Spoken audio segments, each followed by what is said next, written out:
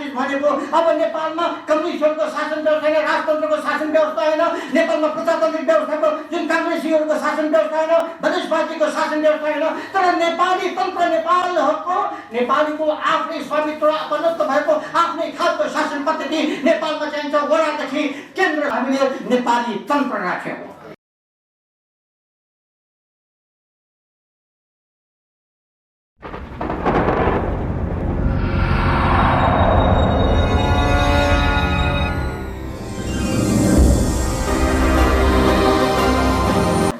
राष्ट्रवादमा आधारित छन्। हामी प्रत्येक नेपालीहरू नेपालको माटोको माया मुटुमा राख्नु पर्दछ भनेर जबसम्म हामी प्रत्येक नेपाली नागरिकको हृदयमा मुटुमा नेपालको माटोको माया हुँदैन, प्राचीन नेपालदेखि अहिलेसम्मको नेपालको माटोको माया हाम्रो हृदयमा मुटुमा हुँदैन भने हामी सच्चा देशभक्त राष्ट्रवादी नेपाली हुन सक्दैनौँ। अनि त्यसको नेपालीले देशको निर्माण गर्न सक्दैन, त्यसलाई सबै किसिमका फोहोर मैलाहरूको पिञ्जराको बन्धनबाट छुटकारा दिन सक्दैन, मुक्ति दिन सक्दैन। नेपाललाई मुक्ति दिनको खातिर नेपालवाद, नेपाली तन्त्र, नेपाली राष्ट्रवाद चाहिन्छ भन्ने निष्कर्षमा हामी पुग्यौँ। अनि हामी 7 जना त्यतिखेरका सहकर्मीहरू, संस्थापकहरूले यस कुराको निर्कुल गरेर यसलाई हाम्रो मार्गदर्शन, दर्शन, सिद्धान्त, विचारधारा हामीले बनायौँ र आज त्यही आधारमा हामी चलिरहेका छौँ। यसको साथसाथै हजुरले देख्नुहुन्छ राष्ट्रिय मुक्ति आन्दोलन नेपाल। अनि कतिपयले भन्नुहुन्छ यो मुक्ति कस्तो खालको मुक्ति हो भन्नुहुन्छ। यसमा विभिन्न खालका मुक्तिका कुराहरू आउँदछन्। एउटा त व्यक्तिको आफ्नै मुक्तिको कुरा आउँदछ, हाम्रो वैचारिक सोचाइ, आत्मिक सोचाइ, बोलीको शैलीको हावभाव व्यवहारका कुराहरू आउँदछन्।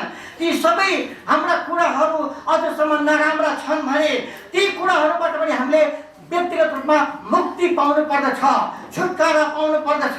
हामीले नकारात्मक अनैतिक कुराहरू सोच्दछौँ, अनैतिक कुराहरू बोल्दछौँ, अनैतिक काम कुराहरू गर्दछौँ भने त्यसबाट पनि प्रत्येक नेपालीले मुक्ति पाउनु पर्दछ। त्यो कुरामा हामी जोड दिँदछौँ। त्यति मात्र होइन, नेपाली जनता विश्वभरिका सम्पूर्ण नेपालीहरू एक हौँ र एकजुट हौँ। पहिलो हाम्रो नारा त्यो हो। यो नाराको अर्थ के हो कि नेपाललाई साँच्चै नै नयाँ नेपाल बनाउने भने संसारभरिका आज नेपालमा 3 करोड नेपालीहरू छौँ, नेपाली नागरिकहरू नेपालभित्र। नेपालदेखि बाहिर नेपालको जमिन सहित हिन्दुस्तानको भएको हाम्रो काङ्गडो कामाख्या मन्दिर पूर्वमा, त्यहाँदेखि लिएर काङ्गडोको रामी नदीसम्म, दक्षिणमा पनि विभिन्न ठाउँहरूबाट जुन हाम्रो नेपाली जमिन हिन्दुस्तानको हुन पुगेको छ, इन्डियाको भारतको हुन पुगेको छ, ती जमिनहरूमा रहने नेपालीहरू सहित हामी 5 करोड नेपाली छौँ। त्यति मात्र होइन, बर्मा, सिङ्गापुर, हङकङ लगायत विश्वका विभिन्न मुलुकहरूमा गएर सारा नेपालीहरूको सङ्ख्या भन्ने भने 8 करोड नेपालीहरू छन्। आज 8 करोड विश्वभरिका नेपालीहरू एक हौँ। हाम्रो भाषाको हिसाबले, हाम्रो वेशभूषाको हिसाबले, हाम्रो भावनाको हिसाबले हामी नेपाल देश हाम्रो पितृभूमि हो, कसैको मातृभूमि हो। त्यो भावनाका आधारमा हामीहरू संसारभरिका नेपालीहरू एक हौँ। अब चाहिँ सारा संसारभरिका 8 करोड नेपालीहरू सचेत रूपमा, राजनीतिक रूपमा सङ्गठित हुनुपर्छ, एकजुट हुनुपर्दछ भन्ने हाम्रो पहिलो नाराको अर्थ हो। अनि सारा संसारभरिका नेपालीहरू एकजुट भएर कस्तो नेपाल बनाउने त? हामीले नयाँ नेपाल बनाउनु पर्दछ। त्यो नयाँ नेपालभित्र कुन कुन विशेषताहरू हुन्छन्, कुन कुन तत्त्वहरू हुन्छन् भन्दाखेरि हामीले भनेका छौँ, कितानीका साथमा भनेका छौँ। हामीले नेपाललाई पवित्र, एकीकृत, सुन्दर, शान्त, विशाल, सुरक्षित, समृद्धशाली, विकसित, शक्तिशाली र सुउदाहरणीय नेपाली तान्त्रिक राष्ट्र बनाओ। यस किसिमको नेपाल बनाउने हाम्रो प्रतिबद्धता हो। राष्ट्रिय मुक्ति आन्दोलन नेपालको प्रतिबद्धता हो। यसमा लाग्ने नेता अथवा कार्यकर्ता सदस्यहरूको प्रतिबद्धता हो। त्यस कुरामा हामी जोड दिन्छौँ। सारै संसारभरिका नेपालीहरू एक हुने भने यसको नेपाल बनाउन हामीले 18 वर्षमा यी सबै कुराहरू गर्न सक्छौँ। त्यो हाम्रो गुरु प्लानमा छ, गुरु योजनामा छ, मास्टर प्लानमा छ हाम्रो। त्यसपछि हामीले भनेका छौँ तब बल्ल नयाँ नेपाल हुन्छ भनेका छौँ। अनि अन्तिममा त्यतिले मात्र पुग्दैन, हामीले भनेका छौँ देशभक्तिको नाराले नेपाल बचाऊ नेपाली साराले। अब हामीले नेपालको सुरक्षा गर्नु छ। अस्ति भर्खर हजुरले सुन्नुभयो हाम्रो चाहिँ महाकालीमा धामीजीलाई उतापट्टिको चाहिँ सुरक्षा कर्मीले त्यो तुइन काटिदिएर उहाँको चाहिँ त्यहाँ हत्या गर्यो उनीहरूले एउटा नेपाली नागरिकको। कति जघन्य अपराध गरेको छ हिन्दुस्तानको त्यो सुरक्षाकर्मीले जो त्यहाँ सेक्युरिटी बोर्डर फोर्सको रूपमा त्यहाँ रहेको थियो। आज यस्तो खालको थुप्रै नेपालीहरूले हिन्दुस्तानी सीमा सुरक्षा बल दलद्वारा अपमानित हुनु परेको छ, पीडा सहनु परेको छ। त्यसकारण यो अवस्थामा हिन्दुस्तानको यहाँ राजनीतिक हस्तक्षेप छ, आर्थिक हस्तक्षेप छ, सांस्कृतिक हस्तक्षेप छ, धार्मिक हस्तक्षेप छ, सामाजिक हस्तक्षेप छ, थुप्रै कुराको हस्तक्षेपहरू छ।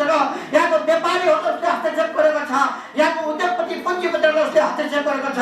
हामीलाई फस्टाउन दिन्न, हाम्रा योजनाहरू उसले हस्तक्षेप गर्छ, हाम्रा योजनाहरूलाई स्वतन्त्र ढङ्गले अगाडि बढाउन दिन्न। त्यसकारण यहाँ हामीले हाम्रो देशको रक्षा पनि गर्नु छ, नेपाली जातिको रक्षा पनि गर्नु छ। त्यसकारण देशभक्तिको नाराले नेपाल बचाओ नेपाली साराले भनेर हाम्रो तेस्रो नारा हो। अनि यस्तो खालको नारा हामीले राष्ट्रिय मुक्ति आन्दोलन नेपालले दिएका छौँ। त्यसकारण आज अब धेरै समय छैन, यस्तै कुराहरू पछि अरू बेलामा पनि हामी बताउने नै छौँ। आज चाहिँ एकदमै छोटकरीमा हजुरहरूलाई यदि मैले बिन्ती टक्राएँ अनि हजुरहरूले देख्नुहुन्छ यो हाम्रो एउटा मुद्दा कि पहिला हाम्रो नेपाल सुगौली सन्धि हुने बेलासम्म 1814 मार्च महिनासम्ममा हाम्रो नेपाल 3,68,000 वर्ग किलोमिटरको थियो। त्यतिखेरसम्म हाम्रो नेपालको भू क्षेत्रको क्षेत्रफल हाम्रो एरिया त्यति थियो। अनि जब 1816 4 मार्चमा जब सुगौली सन्धि भयो त्यसपछि नेपालले 2,20,819 वर्ग किलोमिटर भूभाग गुमाउनु पर्यो। हामी चाहन्छौँ राष्ट्रिय मुक्ति आन्दोलन नेपालले चाहँदछ नेपालका गुमेका ती भूभागहरू अब जति नेपालले फिर्ता पाउनु बाँकी छ ती फिर्ता पाउन बाँकी भूभागहरू नेपालले फिर्ता पाउनु पर्दछ। हिन्दुस्तानले नेपाललाई फिर्ता दिनु पर्दछ। ब्रिटिसहरूले पनि, किनभने ब्रिटिससँग भएको सम्झौता हो, ब्रिटिसहरूले पनि यसमा हस्तक्षेप गरेर ब्रिटिसहरूले बेलायतीहरूले अङ्ग्रेजहरूले यो सन्धिलाई सकाएर उनीहरूले नेपालको भूभाग नेपालकै हो, उनीहरू नेपाललाई सम्बद्ध छ भनेर ब्रिटिसहरूले पनि ब्रिटिस सरकारले पनि भन्नुपर्दछ। अनि त्यो आधारमा हिन्दुस्तानले नेपालको भूमि नेपाललाई फिर्ता गर्नुपर्दछ।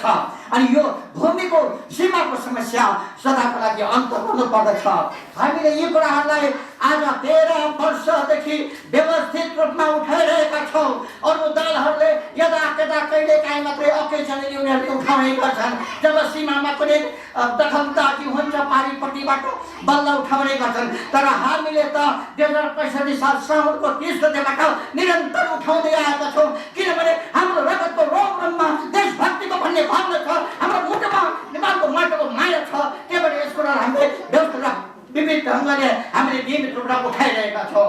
त्यसैले आज हजुरलाई यति कुरा बिन्ती टक्राउँदै यति कुरा बताउँदै आज हामी नयाँ ढङ्गले राष्ट्रिय मुक्ति आन्दोलन नेपाल भन्ने दल 2065 सालको कार्तिकको 27 गते हामीले हाम्रो दललाई त्यतिखेरको निर्वाचन आयोगमा पहिलोचोटि जानकारीको लागि हामीले दर्ताको लागि दिएका छौँ।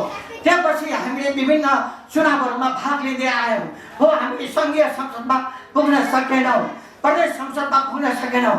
तर अचम्मको कुरा छ, हामीले जतिवटा चुनावमा जसम्म भाग लियौँ नेपालको कुनै पनि भोट हाल्ने ठाउँमा बाकसमा हाम्रो खाली भएन, कुनै पनि ठाउँमा खाली भएन। सबै ठाउँबाट हामीलाई एउटा दुईटा भोट 10-12वटा भोट 1000 भोट आइरहेको जतासुकैबाट हामी पुग्न नसके तापनि यो किन हो? किनभने बिस्तारै बिस्तारै यो देशभक्तिको भन्ने भावना, देश प्रेमको भन्ने भावना बिस्तारै सञ्चार हुँदैछ र प्रत्येक नेपालको मन मस्तिष्कमा यो घुस्दैछ, पस्दैछ। आज हामीहरू जो जति यहाँ छौँ हामी सबैको कर्तव्य हो यो राष्ट्रिय मुक्ति नेपालले जुन विचारधारा लिएको छ, दर्शन सिद्धान्त लिएको छ, यसलाई अब हामीले अँगालौँ। हजुरहरूले भन्नु होला। अब अन्तिममा म भन्दैछु, अरूले हामीलाई आरोप लगाउँछन् तिमीहरू कम्युनिस्ट हो कि काङ्ग्रेस हो कि राजावादी हो कि मधेसवादी के हो तिमीहरू भन्न सक्छन्। हामी न मधेसवादी हौँ, न राजावादी हौँ, न काङ्ग्रेसवादी हौँ, न साम्यवादी समाजवादी नयाँ जनवादी केही पनि होइनौँ। हामीहरू के हौ? हामीहरू नेपालवादी हौँ, नेपाली तन्त्रवादी हौ, नेपाली राष्ट्रवादी हौ।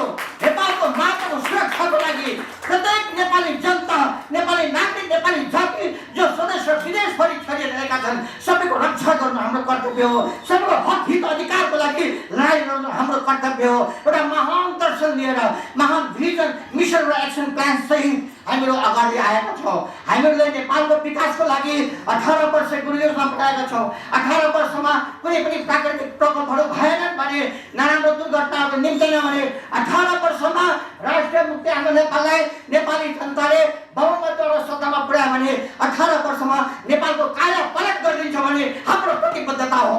यदि हामी ठोक्का साथ भन्न सक्छौँ हामीसँग त्यस्तो मास्टर प्लान छ, त्यो भिजन छ, मिसन छ, एक्सन प्लान छ, जुन पछि हामी हजुरलाई बताउने छौँ। राखिरहनु भएको थियो। मेरो दिमागमा एउटै कुरो घुमिरहेको थियो, तपाईँहरू हुन्छ राजावादी होइन, राजतन्त्र पनि होइन, समाजवादी पनि होइन, साम्यवादी पनि होइन, लोकतन्त्र पनि होइन, गणतन्त्र पनि होइन भने नेपाली तन्त्र के हो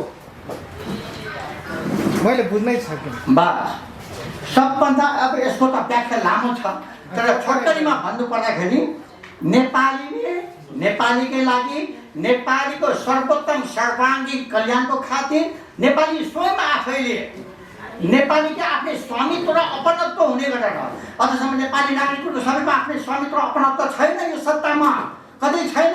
यहाँ हुने काने काखा पाखाहरू शोषण गर्नेहरूको मात्रै हरिमरी छ। त्यसैले अब आम नेपालीहरूको आफ्नै स्वामित्व अपनत्व हुने गरेर प्रत्येक नेपालीको लागि, प्रत्येक नेपालीको सर्वाङ्गीण हित र कल्याण गर्नका खातिर सामूहिक रूपमा जुन शासन व्यवस्था चलाइन्छ हो त्यो शासन व्यवस्थालाई हामीले नेपाली तन्त्र भन्छौँ। त्यो भनेको शासन व्यवस्थाको नयाँ स्वरूप हो, नयाँ रूपरेखा हो, नयाँ खाका हो। मैले ड्रप गरेँ तपाईँले म के चाहन्छु तपाईँको त्यो तन्त्रमा राष्ट्रपति प्रणाली हुन्छ कि हुँदैन, होइन राजा हुन्छ कि हुँदैन, त्यसमा देशको प्रतिनिधित्व कसले गर्छ। जस्तो इक्जाम्पलको लागि भनौँ अहिले प्रजातन्त्रमा राष्ट्रपतिले राष्ट्र प्रमुखको हैसियत निभाइरहेको छ भने तपाईँको नेपाली तन्त्रमा प्रमुख को हुन्छ? हाम्रो नेपाली तन्त्रमा सबभन्दा पहिला जनताले चिनेका राष्ट्र अध्यक्ष, राष्ट्र प्रमुख हुन्छ र ऊ कार्यकारी हुनुहुन्छ र कार्यकारी जनताद्वारा चुनिएको राष्ट्राध्यक्षले यो देशलाई चलाउँछ। र हाम्रो यो नेपाली तन्त्र शासन पद्धतिमा के हुन्छ भने जुन संसदमा गएका सांसदहरू हुन्छन् उनीहरू मन्त्री हुन पाउँदैनन्, अनि जुन राष्ट्राध्यक्ष हुन्छ, राष्ट्राध्यक्ष पनि मण्डल हामीले बनाएका छौँ। एउटा व्यक्ति मात्र होइन, राष्ट्राध्यक्ष मण्डल 3 जनाको हामीले परिकल्पना गरेका छौँ। नेपालको धरातलीय यथार्थहरू नयाँ प्रयोग हुनेछ नेपालमा।